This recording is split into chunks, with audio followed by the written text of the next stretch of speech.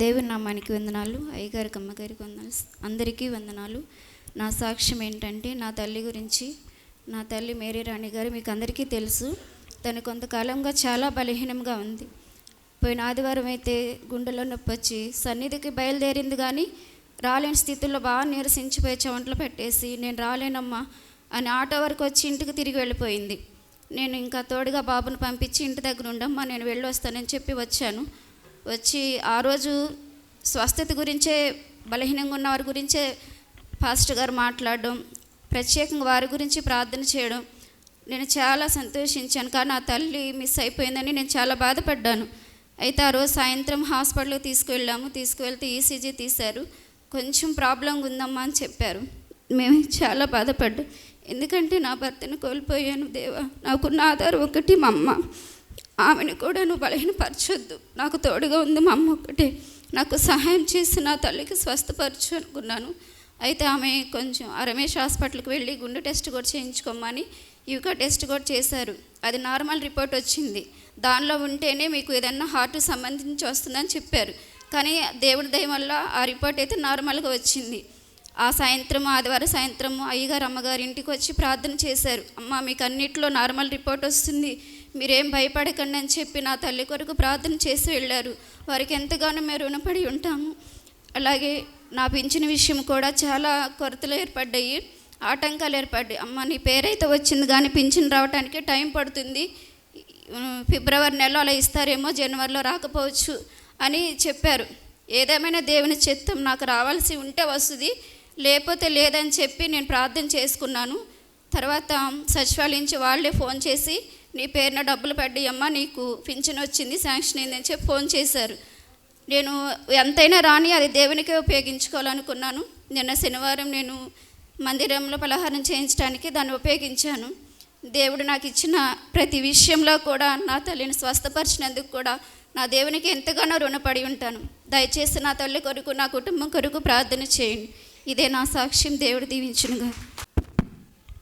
దేవుడి నామానికి మహిమ కలుగును గాక. మరి వీరస్వామి గారు సాక్ష్యం చెప్తున్నారండి. మరి తన భార్య హాస్పిటల్కి వెళ్ళి రాత్రి 9:30కి ఆటోలో వచ్చారంట ఇంటికి. అయితే ఆటోలో తన పర్సులో కూడా మరి చెవులకు సంబంధించిన పోగులు దాంట్లో ఉన్నాయంట. అది విడిచిపెట్టేశారు ఆటోలో.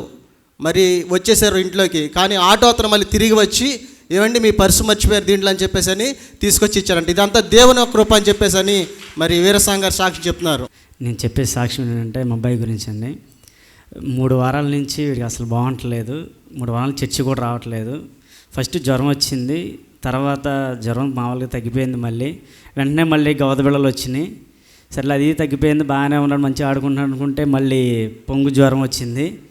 అసలు ఈ 3 వారాలు అసలు పిల్లోడు ఎందుకు ఎలా అయిపోయాడో నాకేం అర్థం కాలేదు. అసలు బాగా ఇప్పుడు చర్చికి వచ్చాడు. అసలు వచ్చిన కాడి నుంచి బాగా ఆడుకుంటున్నాడు. పోయిన వారం శ్రీనివాస్ గారు, అనుసయ్య గారు వచ్చి శాండీ నువ్వు వచ్చే ఆదివారం వచ్చేసి చర్చి మొత్తం తిరిగేస్తావరా అని శ్రీనివాస్ గారు అన్నారు. అదేవిధంగా దేవుడు ఆయన నోటి మాటలు వచ్చిన మాటల ప్రకారం దేవుడు అట్లా నడిపించుకున్నాడు. దేవునికి ఎంతో కృతజ్ఞతాస్తుతులు, స్తోత్రాలు చెల్లించుకున్నాయి. చిన్న సాక్ష్యం దేవుడు దీవించును గాక. నేను చెప్పే సాక్ష్యం ఏంటంటే, ఈ నూతన సంవత్సరంలో సాతాను ఎంతగానో చెలరేగి 2 వారాలు బట్టి ఎంతగానో నేను ఇబ్బంది పడుచున్నాను. బాగలేదని హాస్పిటల్కి వెళ్ళాను. హాస్పిటల్కి వెళ్తే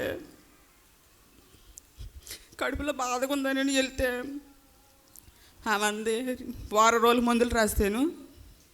స్వర్ణకుమార్ గారి దగ్గరికి వెళ్ళాను. 1 వారం రోజుల మందులు రాశాను. ఆ 1 వారం రోజుల మందులు వాడిన తర్వాత స్టాండింగ్ తీపించుకొని రామ్మా అన్నారు. సరేనని 1 వారం రోజులు ఆడిన తర్వాత చర్చికి వస్తున్నానే కానీ ఏం చెప్తారో ఏంటో అని ఆలోచన కలుగుతుంది. సరేనని 1 వారం రోజులు అయిన తర్వాత స్టాండింగ్ తీపించుకొని వెళ్తే అంది, ఆపరేషన్ పడుద్దమ్మా నీకు అనంది. తండ్రి నాకు వాగ్దానం ఏమొచ్చారు, నీ గోడారానికి ఏ తెగులు సమీపించదని వచ్చింది. దేవా నీ చిత్తం ఏమవుతుందో నాకైతే తెలియదు.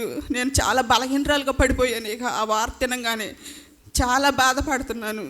సరేనని అయ్యగారు అమ్మగారు మా ఇంటికి ప్రార్థనకి దేవుడే ఈ వార్త తినక ముందులే దేవుడు వాళ్ళని నడిపించి మా కొరకు ప్రార్థన చేయడానికి మా గృహానికి వచ్చారు. దేవా నీ చిత్తం ఏమవుతుందో నాకైతే తెలియదు కానీ తండ్రి మీరు ఈ దైవజనుల్ని మీరు అభిషేకించి తండ్రి వాళ్ళని ఎన్నుకొని నా గృహానికి నడిపించారని నేను ఎంతగానో సంతోషపడి నేను ఎంతగానో వేదన చెందలేదు. సరేనని భాషా గారు వాళ్ళు కూడా మా ఇంటికి ప్రార్థనకి నడిపిస్తున్నారు. వాళ్ళు కూడా ఎంతగానో ప్రయాసంతో ప్రార్థన చేస్తున్నారు. మా కుటుంబం కొరకు ఎంతగానో ప్రార్థన చేస్తున్నారు. మా తమ్ముడు ఇమాంజలి కూడా ఎంతగానో ప్రార్థన చేస్తున్నారు. మా కొరకు, మా కుటుంబం కొరకు ప్రార్థన చేస్తున్నారు ఎంతగానో. ఈ వార్త వినగానే అసలు ఎంతగానో చాలా యాతన చెందాను. సరే అమ్మగారండి, శనివారాలు 2 శనివారాలు వచ్చాను. అమ్మగారండి మరి నాకు ఇట్లా బాగలేదని చెప్పారు, మరి ఏమైద్దనండి అని అంటే భయపడ అవసరం లేదమ్మా, 1-2 సార్లు చూపించుకో, నీకు దేవుడే ఉంటాడు అని చెప్పి ధైర్యం చెప్పారు. ధైర్యం చెప్తే గవర్నమెంట్ హాస్పిటల్కి వెళ్ళాను. గవర్నమెంట్ హాస్పిటల్కి వెళ్తే ఆపరేషన్ లేదు ఏమీ లేదమ్మా అన్నారు ఫస్ట్గా. తర్వాత అమెరికన్ హాస్పిటల్లో నేను చూపించుకున్నాను ఇటు వరకే. సరేనని ఆ అమెరికన్ హాస్పిటల్కి మళ్ళీ 6 రోజులు అయిన తర్వాత మళ్ళీ వెళ్తే ఆమె అందే ఆపరేషన్ లేదు ఏమీ లేదమ్మా అని అందే. 3 వారాలు శనివారం ఉపవాస ప్రార్థనలో నాకు కలిగిన స్వస్థత ఏదేనని నేను గొప్పగా మేలు చేశారని దేవుడు చెప్పుకొంచున్నాను. గొప్ప అద్భుతం జరిగించాడు దేవుడు. అయ్యగారు పొద్దుంటే ప్రార్థనలో కూడా ఏమన్నా గడ్డలు కడుపులో కన్నితులు ఉన్నా అవన్నీ సరిచేయమని ఎన్నో ప్రార్థనగా చేస్తున్నారు. ఎంతగానో మన కొరకు ప్రయాసపడి పొద్దుండే వాక్యాన్ని చెబుతున్నారు. ఒక్కొక్క మాట నా హృదయాన్ని కదిలిస్తుంది, కన్నీరు కారుస్తాను. నేను నా కొరకే చెప్పారు ఈరోజు వాక్యం అని నేను ఎంతగానో గర్వించుచున్నాను. దేవునికి ఎంతో కృతజ్ఞత స్తుతులు చెల్లించుచున్నాను. నా కొరకు మీరు అందరూ ప్రార్థన చేసిన బిడ్డలందరికీ కూడా నాకు వందనాలు చెల్లించుకున్నాను. అరుణ, మనోహర్, అనసూయమ్మ గారు వీళ్ళందరూ కూడా, భాషా గారు వాళ్ళు కూడా మా కొరకు ఎంతగానో ప్రార్థన చేస్తున్నారు. మాకు ఇంకా పేర్లు తెలియదు కానీ నా కుటుంబం కొరకు ప్రార్థన చేసిన బిడ్డలందరికీ కూడా ఎంతో వందనాలు చెల్లించుతూ ఆపరేషన్ పడుకోకుండా దేవుడు అద్భుతమైన మేలు చేశాడని నేను నమ్ముచూ విశ్వసిస్తూ ఈ సాక్ష్యాన్ని ముగిస్తున్నాను. దేవుడి సాక్ష్యం దీవించను కాక. దేవుడు మంచి గృహం ఇచ్చాడు. మంచి అసలు గృహం అంటే గృహం కాదు, అంత మంచి గృహం ఇచ్చాడు నాకు. మరి నేనైతే అసలు ఎంతో అసలు సంతోషపడుతున్నాను ఆ గృహం వెంక చూసి. నేను అసలు దేవుణ్ణి తెలుసుకున్నప్పుడు కూడా దేవుణ్ణి అడిగేదాన్ని, అయ్యా ఒక్క గది దయచేయి నాయన, ఈ అద్దెళ్ళలో ఎన్నాళ్ళు ఉండాలి ప్రభువా, లేదయ్యా మాకు స్థలం ఉంది నాయన, నా తండ్రి ఇచ్చింది అక్కడ కట్టుకునే కృపన్న దయచేయి నాయన అని నేను ఎంతగానో ఒకసారి ఏడ్చుకునేదాన్ని. ఏంటయ్యా అంత స్థలాల్లో ఉండి అంత ఏళ్లలో ఉండి ఈ అద్దెళ్ళలో ఏంటి ప్రభువా అని నేను ఏడ్చుకునేదాన్ని. దేవుడు ఇప్పుడు 2 బెడ్రూమ్ ఇల్లు ఇచ్చాడు నాకు. మొన్న 25వ తారీఖున అయ్యగారు అమ్మగారు వచ్చి మరి ప్రార్థన చేశారు. మరి బాగా జరిగింది. అందరూ కూడా వచ్చారు, నేను చెప్పిన వాళ్ళందరూ వచ్చారు. మేము 60 మంది 70 మంది అనుకున్నాం, 100 మంది అయ్యారు. మేము అసలు ఆహారం సరిపోదు అనుకున్నాం, కానీ సాయంత్రం ఉండేవాళ్ళకి కూడా సరిపోయింది. దేవుడు అంత కృప దయచేశాడు. మా నాటి అన్నిటిలో చేస్తానికి కూడా మా సీను ఎంతో ప్రయాసపడ్డాడు. అటు అన్నీ చూసుకుని భోజనాల విషయంలో చాలా పాపం రిస్క్ తీసుకున్నాడు. మా వాళ్ళందరూ కూడా వచ్చారు. దేవుడికి ఎంతో వందనాలు, స్తుతులు, స్తోత్రాలు. మరి అయ్యగారు అమ్మగారు వచ్చి ప్రార్థన చేస్తుంటే మా వాళ్ళందరూ ఆశ్చర్యపోతున్నారు. నిజంగా నీకు యేసయ్య ఇల్లు ఇచ్చాడు, మీరు ఎన్ని సంవత్సరాల నుంచి అద్దెలు కొంటున్నారు, అసలు మీకు స్థలం ఉండా కట్టుకోలేదు, మీకు యేసయ్య ఇల్లు ఇచ్చాడని అయ్యగారు వెళ్ళిపోయినాక మా వాళ్ళందరూ అంటున్నారు.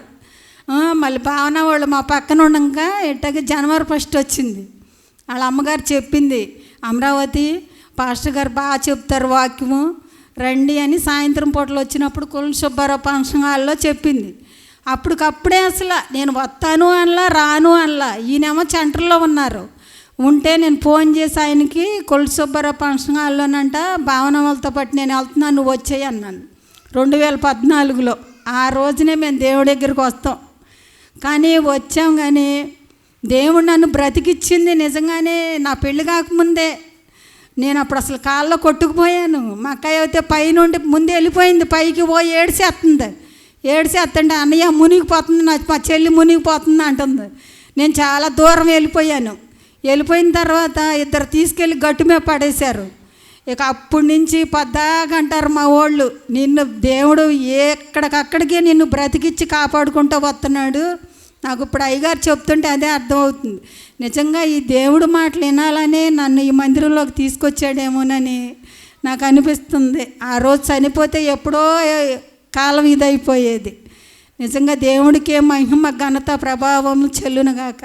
ఈ మాటలన్నీ చెబుతున్నందుకు దేవుడు మాటలు చెప్పి మనల్ని బలపరిచి మన కోసం కన్నీరు కార్చి మన కోసం ప్రయాసపడుతున్న అయ్యగారికి అమ్మగారికి నా వందనాలు.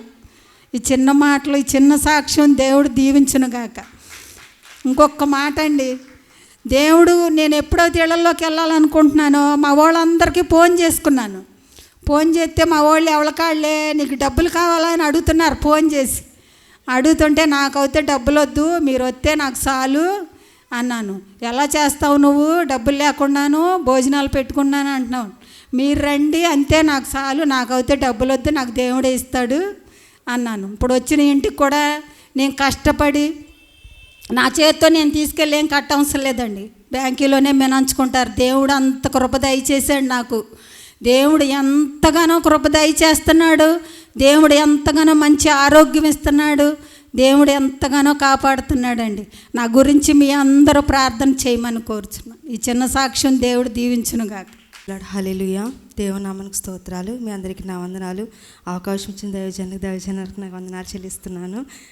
నేను చెప్పబోయే సాక్ష్యం ఏంటంటే మా చిన్నాన్నగారి గురించి అండి. మా పిన్ని గారు వాళ్ళ హస్బెండ్ నిన్న మరి ప్రార్థన సహాయం ఉపవాస ప్రార్థనకు వచ్చినప్పుడు అమ్మగారిని అయ్యగారిని మరి ప్రార్థన సహాయం కోరాను. సడన్గా ఆయనకి డెంగ్యూ ఫీవర్ వచ్చి 1 వీక్ నుంచి హాస్పిటల్లో ఉన్నారు. అయితే నిన్న ప్రేయర్ చేసుకుని ఇంటికి వెళ్ళిన తర్వాత మార్నింగ్ ఎలా ఉందని ఈయన చూసి వద్దామని చెప్పి బయలుదేరి వెళ్ళారంట. అయితే నిన్న నైట్ డిశ్చార్జ్ చేసి ఇంటికి వెళ్ళారంట. స్వస్థపరిచిన దేవునికి వందనాలు. ప్రార్థించిన మీ అందరికీ నా వందనాలు చెల్లిస్తున్నాను. చిన్న సాక్షిని దేవుడు దీవించునుగాక.